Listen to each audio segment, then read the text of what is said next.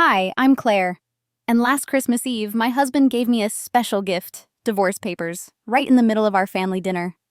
What he didn't know was, I had a gift of my own, one that would change everything. Before I share my story, let me know where you're watching from in the comments. Hit like and subscribe if you've ever made it through betrayal stronger than before. Trust me, you'll want to hear what happened next.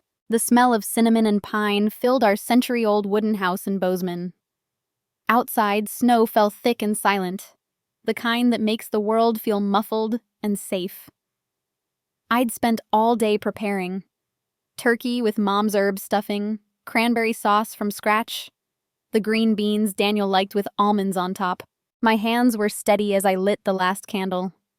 Steady, even though something cold had been creeping up my spine all week, the way Daniel kept checking his phone, smiling at something I couldn't see. "Claire, this looks wonderful," my mother-in-law said, settling into her chair. Daniel's brother poured wine. Our neighbors, the Johnsons, complimented the table settings. Everything was perfect. Everything was exactly right. Then Daniel stood up, tapping his wine glass. That smile again. The one that used to make my heart skip, but lately made my stomach tighten. "Before we eat," he said, "I have a special announcement. A gift, really." He pulled out an envelope from his jacket. Legal-sized. My hands found the edge of the table. "Claire and I have had 5 beautiful years together," he continued, his voice smooth as aged whiskey. "But sometimes, the most loving thing you can do is admit when something's run its course." The papers landed in front of me. Divorce. Already signed on his line. The room went airless. His mother gasped. Someone dropped a fork. But I didn't cry. I reached for the pen he offered, signed my name with the same steady hands that had stuffed the turkey. Then I stood, walked to the oven, and pulled out another envelope I'd hidden there this morning, right behind the dinner rolls. "Speaking of gifts," I said, "here's one you gave me 2 years ago. Remember? The prenuptial agreement you signed when you thought that tech investment was going to make you rich?" His face went from triumph to confusion to something else entirely. 5 years earlier, I'd met Daniel at a financial conference in Chicago. I was there playing background jazz in the hotel lounge. Just another gig to pay for my tiny studio apartment. He approached during my break, said my rendition of Autumn Leaves made him homesick for something he'd never had. We walked along Lake Michigan that night, talked until sunrise. He was everything I wasn't.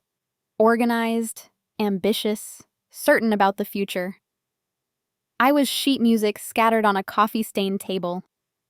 He was spreadsheets and 5-year plans. "You need someone like me," he'd said on our wedding day, straightening my veil. "Someone to help you grow up." The changes came slowly. First, he suggested I take fewer late-night gigs. "For safety," he said. Then he showed me budget spreadsheets proving my music barely covered gas money. When I landed a teaching position at the local music school, he calculated the hourly rate and shook his head. "You're worth more than that, Claire." But somehow I was never worth enough. My grandmother's piano sat silent in our living room. "It takes up so much space," Daniel mentioned casually one day. "Maybe we could replace it with something more modern?" I kept it but stopped playing when he was home. The silence grew until it filled every corner, heavy as Montana snow. The twist came in small doses. "Claire doesn't really understand financial planning," he'd tell friends over dinner, laughing. "That's why she has me." When I'd made a joke about my own cooking, he'd added, "No, really, she's terrible. I do most of the meal planning." Each word was a small cut. Never enough to bleed, just enough to scar. The company Christmas party last year was when something finally snapped. Daniel had had 3 bourbons when he announced to his entire team, "Claire teaches piano to kids. She makes about enough to cover our coffee budget. Thank God one of us has a real job." The laughter was polite, uncomfortable. I smiled, excused myself to the bathroom, and stared at my reflection. When had I become this ghost? That night, I opened a bank account under my maiden name. Just a small thing, a tiny rebellion. Then Marcia called, my old roommate from music school, now a divorce attorney in Chicago. "Claire, I'm in Bozeman for a case. Want to grab coffee?" Over lattes, she studied me with lawyer eyes. "You look tired," she said simply. "I'm fine." "No," she said, "you're not." The words tumbled out. The comments. The control. The way he checked my receipts but kept his credit card statements locked in his office. How he'd convinced me to put the house in his name because it was easier for taxes. "Claire," Marcia said quietly, "you know this isn't normal, right?" That night, I started keeping a journal. Nothing dramatic. Just dates, quotes, observations. Like how Daniel had 3 phones but said one was just for work. How he'd started working late every Thursday. How hotel charges appeared on our joint credit card for nights he was supposedly at his mother's. The real twist came when I was looking for printer paper in his office and found a folder labeled Exit Strategy. Inside, emails to a divorce attorney, dated 6 months back. Asset lists. And a note in his handwriting. "She won't see this coming. Too trusting." My hands didn't shake. I photographed every page. I became an actress in my own life. Mornings, I made his coffee exactly how he liked it. 2 sugars, splash of cream. Evenings, I asked about his day, nodded at his complaints about incompetent subordinates. I even started playing piano again when he wasn't home, fingers remembering melodies I thought I'd lost. But at night, while Daniel slept, I worked. Downloaded his texts to a hidden folder. Tracked the mysterious hotel charges. Discovered he'd been siphoning money from our joint account into cryptocurrency investments that tanked. $20,000 gone. And he'd forged my signature on the loan documents. Marcia guided me through legal prep via encrypted emails. Document everything. Stay calm. Don't let him know you know. The hardest part was the loneliness. Our friends were mostly his friends. When I tried talking to my sister about feeling isolated, Daniel had already called her. "Claire's been stressed," he'd told her. "I'm worried she's becoming paranoid." 3 months before the Christmas dinner, Daniel made a mistake. He asked me to sign a revised prenuptial agreement. Said it was for tax purposes. Better protection for both of us. I played confused, reluctant.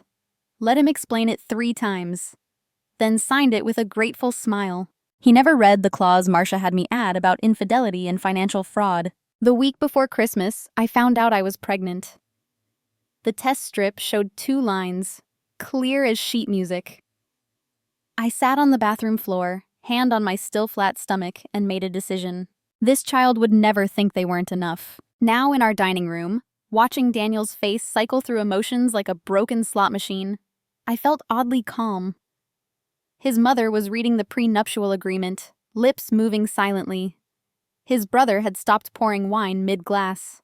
"There's more," I said, pulling out a small box wrapped in silver paper. "Your real gift." Inside, the positive pregnancy test, copies of his crypto losses, the forged loan documents, and a USB drive.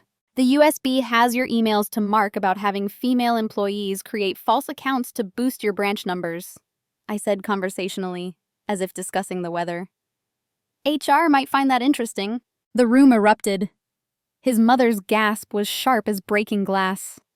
Daniel's face went from red to white to a strange purple. "You can't! This is how dare you! This..." "Sign the papers, Daniel." My voice was steady as a metronome. "Take the original prenup terms. Walk away." The Johnsons were already putting on their coats. Daniel's brother set down the wine bottle with a soft clink. His mother stared at her son like she'd never seen him before. "You vindictive," Daniel started. "Practical," I corrected. "I learned from the best." He signed. His hand shook so hard the signature looked like a child's scrawl. Then he stood, knocked over his chair, and stormed out. His family followed in silence. His mother paused at the door, looking back at me with something that might have been apology or admiration or both. I began clearing plates. The Johnson's wife touched my shoulder gently. "Do you need help?"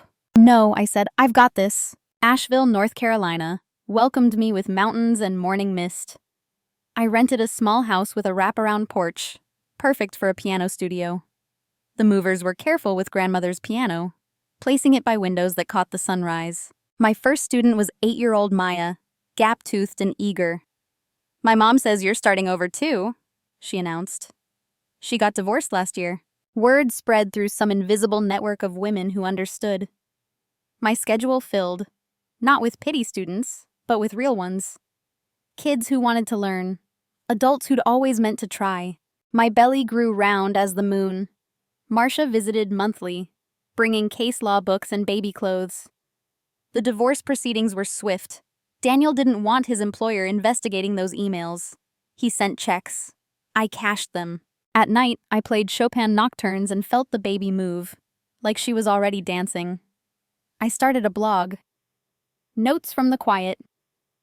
Anonymous stories about recognizing subtle control, about the difference between love and possession.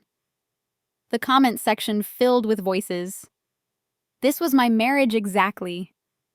You helped me see what I couldn't name. Thank you for making me feel less crazy. One Thursday, a text from an unknown number. I'm Jennifer from Daniel's office. He made me sign false documents too. I kept copies. Let me know if you need them. I didn't need them anymore, but I passed her Marcia's number. This Christmas, my house smells like cinnamon again, but also like baby powder and the lavender lotion the nurse recommended for stretch marks. Emma is 3 months old, asleep in the bassinet beside the piano, tiny fist curled against her cheek. The tree is smaller this year. The dinner table only seats 6. But Marcia is here, and Maya's family, and the elderly couple from next door who taught me to can peaches last summer. We eat lasagna instead of turkey because it's easier with a baby. Nobody mentions this being wrong or lesser. After dinner, I play the piano. Not perfectly. Motherhood and music practice don't always align. But my fingers find the keys, and the melody fills the small house. I've been composing again.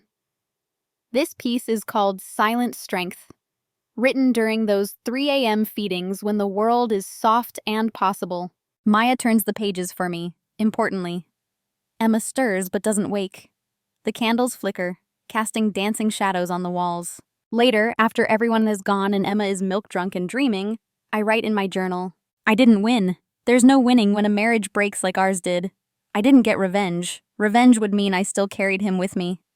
I just chose to live, to breathe, to play music again, to raise my daughter knowing she is enough, has always been enough, will always be enough. The silence in this house isn't empty anymore. It's full of possibility, waiting for whatever song comes next.